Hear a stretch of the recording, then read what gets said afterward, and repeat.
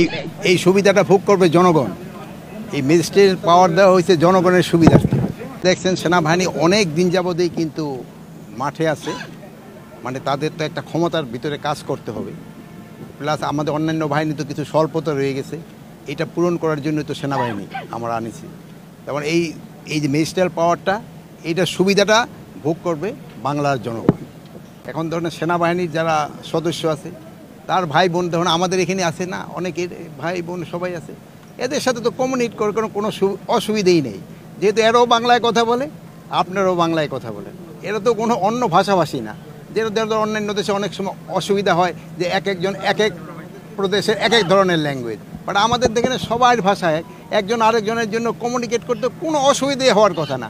আর সবাই কিন্তু মানে এই পরিবারের থেকেই, আপনার এক ভাই হয়তো সেনাবাহিনীতে গেছে, এক ভাই হয়তো পুলিশ ডিপার্টমেন্টে গেছে, আরেকজন হয়তো সিভিল অ্যাডমিনিস্ট্রেশনে গেছেন, আরেকজন হয়তো কৃষি কাজ করতেছে।